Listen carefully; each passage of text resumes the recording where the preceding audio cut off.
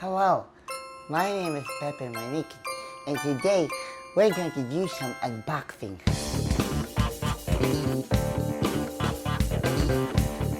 I'm Pepe Manikan. I'm a music producer, a film scorer, and a general audio guy. I also do improv theater with Spit, teach at the College of St. Benilde at sa Third World Improv. I also have my band Eternal Now and Cinder Block. No, we're not going to do some unboxing. What we're going to do today is gagawa tayo ng rig rundown. So I'm gonna go through all these stuff. Ito yung basic na kailangan nyo para makagawa ng music, para makaproduce ng score, ng music, whatever.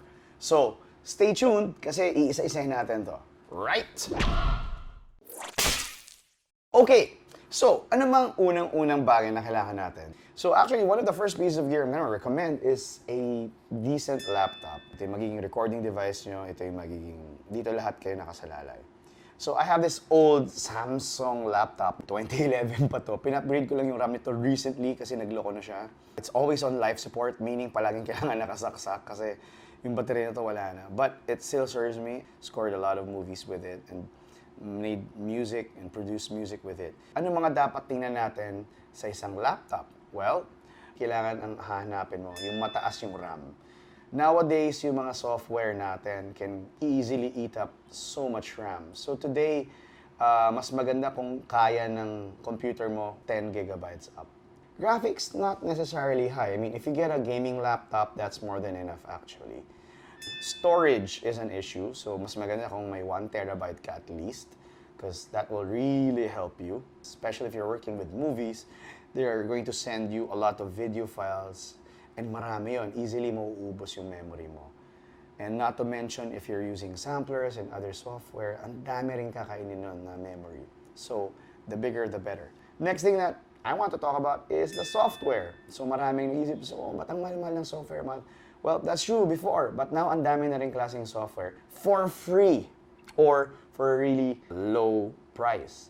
Some that I would recommend, Reaper. Reaper is this music production software. You can also load video. It's easy to use. Grabe yung support base niya. And I think mura lang ata. $60, $70 lang yun. As compared to the other paid software na sobrang mahal. Another software na okay din is yung Presonus Studio One. It's free. There's a free version of that. And you can produce music with that. And you can also do some film score with that. If you're a Mac user, your Mac will probably come with GarageBand. And that's also great. Panalo rin yun. And then there are other software out there such as Pro Tools First, which is also free, but you have to put up an account and stuff like that. Cubase or Steinberg also has their free software. Another option would be, if you're new to this whole thing and bibili ka ng gamit, sometimes when you buy, for example, an interface like the Zoom H4 or H5 or H6 nga ngayon or F8, meron siyang free software, or even some of these guys, they all have free software. So, depends on what you need. If you're for scoring, ano bang kailangan mo? Or if you want music production, ano bang kailangan mo? So, doon may fine-tune ko ng software, yung kailangan mong gamitin. Let's move on. Itong audio interface. And I have two examples of that here. One is this old school H4n. Now, alam natin yung H4n na Zoom. Ginagamit talaga to pang live sound. But, not a lot of people know that you can actually use it as an interface. So very handy talaga siya. It's a portable recorder and you can also use it as an interface. So pwede mo siya i-connect sa computer mo, download mo yung driver, and then you can start recording and stuff like that. So if you're into sound design and production sound, and then you also want to venture into music scoring or music production, kung nakabili ka na ng ganito, hindi nyo muna kailangan bumili ng ganito kasi panalong-panalo ka na dito. Para saan nga ba ang audio interface? Kailangan mo ng interface kasi kailangan mo i-convert yung acoustic sound into binary, the language of computers. And then, from binary, from here, going back to electrical signals and then back to acoustic. And yun ang nagagawa primarily ng mga interfaces. So, ano mga kailangan natin sundan dito? Ano mga titingnan natin? Well, number one is the conversion rate. So, makikita nyo anong klaseng mga conversion kaya nila. So, titingnan nyo kung anong sample rate and bit depth yung kaya nilang i-record. Standard resolution ng recording ng sound is 44,000 Hertz or 44.1 kilohertz. Ayun yung sample rate. And 16-bit yung bit depth. Next na titingnan mo is gaano karaming inputs ba or ilang tracks ang kayang i-accommodate ng interface mo. So yung iba nga, dalawa, yung iba, isa.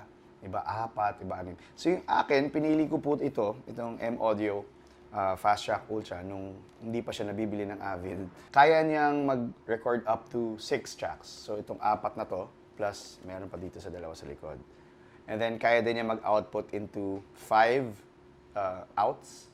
So pwede ako mag 5.1 setup or 3 pair ng speakers, ng monitor speakers. Bakit siya yung pinili ko? Bakit ganun?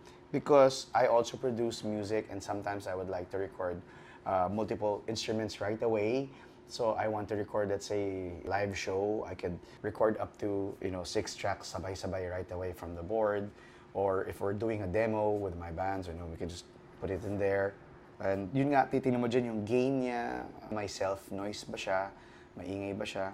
Then again, kung di mo naman kailangan yung 6 mo, yung 4, 2 is fine. Other features ito, yun nga, may phantom power, so I can plug in condenser type microphones in here para mabigyan siya ng power. This also has parang effects monitoring, so if I want to have effects dun sa aking monitoring ng track, gagamitin niya yung internal effects nito, hindi yung galing dito, which saves power. So yun ang very important dyan, connectivity. So yes, you have USB, MIDI, yun nga, the inputs. This has 2 headphone outs, so this is also handy kapag dalawang tao yung kailangan mag-monitor.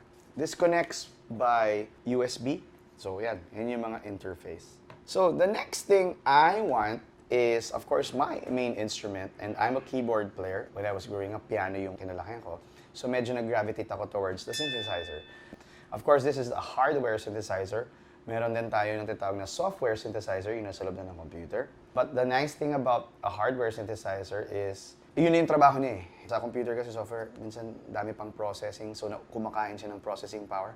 Versus kung dito galing yung tunog, mabilis yung setup, mabilis yung loading. Ito can focus on just the recording. So I can record it via MIDI or audio. Sasaksa ko sa aking interface. Dito sa synthesizers, napakaraming pag-uusapan dyan. But of course, you're looking at, number 1, how many keys are you comfortable playing with? Ako kasi, since piano yung pinanggagaling ko, gusto ko mahaba. So this is the chord chrome from my good old friend, KC. Yung iba maikli, like this. But this is different from this one. Itong iRig keys, ito ay controller lamang, no? It means, nakokontrol lang niya yung software. Wala siyang tunog by itself. And maybe that's all you need. Simple lang siya. Na ganun. Ito, very small. As you can see the box. Ayoko pa siyang buksan. Siguro next time yun yung totoong unboxing. That's also an advantage if you just need a tool para ma-input yung mga chords mo. Fine, tas dito lahat ng sounds mo. But if you're looking also for mga pitch bends, mga ganyan, or special stuff na nagagawa ng mga keyboard, like controls, yeah, you need a synthesizer for that. Also, because I am a live performer, I mean, I perform with a band and with a theater group, kailangan ko ng ganito. So this can act as both a controller and a sound source or synthesizer. Actually, personally, sa bahay ko, meron akong controller. I got a Novation Impulse. It's one of the best reviewed keyboard controllers because napakadali mag-assign ng control. So that thing, meron siyang mga sliders and knobs, mga ganito. So you can control the software even more. Not just input notes, but yung software, yung mga volume, yung mga panning, yung sa effects, blah, blah, blah. Pwede mo pang galawin yun. But then again, wala rin tunog yun na sarili niya. So ano mga hinahanap ko sa isang keyboard controller? Number 1, teklado.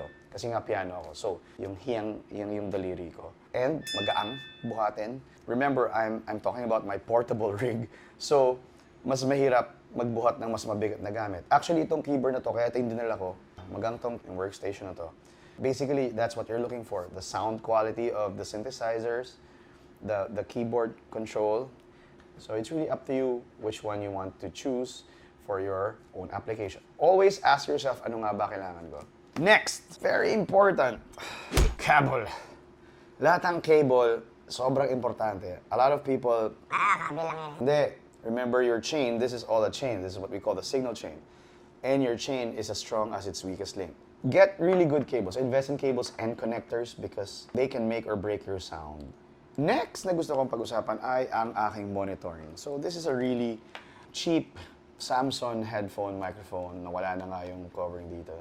In my house, I have speakers and I use speakers instead of headphones. And there's a lot of pluses if you use speakers because number 1, if you're working on a film, ilalabas naman yan sa speakers, hindi naman sa headphones eh. So, kailangan i-simulate mo more or less ano yung tunog nun kapag may hangin na talaga na gumagalaw. Meron din naman mga tinatawag na monitoring headphones, but they're really quite expensive. Ako naman, when I make my scores and stuff like that, normally, I would use the headphones, hindi for mixing. I would use it lang para ma-monitor ko anong naririnig ko yung ginagawa ko. And then, pag nagmi-mix ako, that's when I transfer to professional monitoring speakers. Now, those are quite expensive, I know, but these are investments na kailangan mo talaga. It's all about budgeting and planning and then slowly building your gear. Ako, it took me some time before I got everything here. Next that I want to talk about, microphone. Now, bakit ko kailangan ng microphone? Eh kung primarily MIDI guy naman ako. Well, because there are times where I have to record real instruments. So I need to record the guitar or saxophone or voice or cellos or claps. Sometimes I, need sounds, or mga percussions and whatnot. Or sometimes I would record traffic, whatnot. I don't know if you need it for your music. So I use this Samsung CO3 condenser microphone. Itong condenser microphone, maganda siya. There are two basic microphone types na popular, the dynamic microphone and the condenser microphone. Maganda if you start at least with one of each. But for me, I like the condenser. I find it more versatile. It's more open sound. And I have two of these, but the other one is CO1. And the difference between the two is because yung CO1, stuck lang siya with one pattern. Yun nga, itong CO3, I like it because it has this roll-off switch so you can remove some of the bass frequencies right off the bat if you don't need that low frequency. It has a pad switch which reduces yung volume nyo by negative 10 decibels right away. So if your signal is too loud, you can engage that. But I chose CO3 kasi bukod sa mura, you can change the pattern. So it has 3 polar patterns, yung figure 8. You can also switch it to omnidirectional. And then you have itong cardioid pattern, which is the most basic pattern for a lot of microphones. So yun yung ginagamit kadalasan. So I have a couple of these because maganda ang condenser microphones when you're recording sounds that are very subtle and soft, like acoustic instruments, boses. Now, sayang naman yung microphone natin. Kung walang pagsasaksakan, may magandang mic stand. It's a Samsung boom mic stand. So, meron siyang control para itaas pa ba mo yung height ng mic. Yung boom niya, telescopic boom din. Pwede mong i-adjust to find your angle, and then you can adjust that kung mas pa-forward or mas pa-back and stuff like that. Very handy because when you're recording instruments, you want to be able to place them kung saan pwede maganda ma-capture yung sound.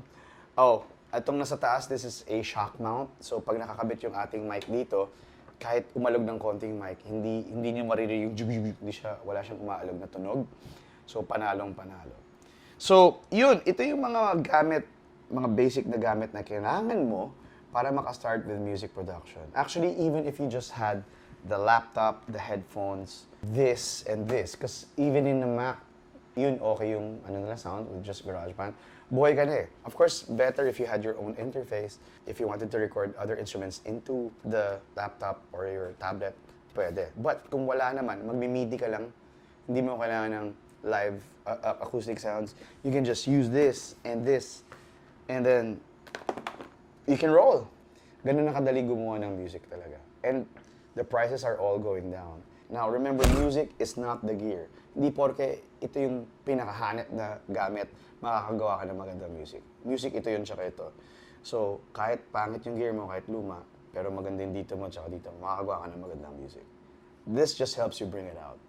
So, that's our rig rundown. I hope this has been helpful. If there are things you want to know, put them in the comments below. You can ask more questions. Binabasa ko lahat yan. Hope to see you next time. Keep making more music. Thank you for watching this episode. If you like this video, click like and share with your film-loving friends. Hit the subscribe and notification bell for more videos here on Keyboard Kung Fu with me, Pepe Manikan. Keep on making music.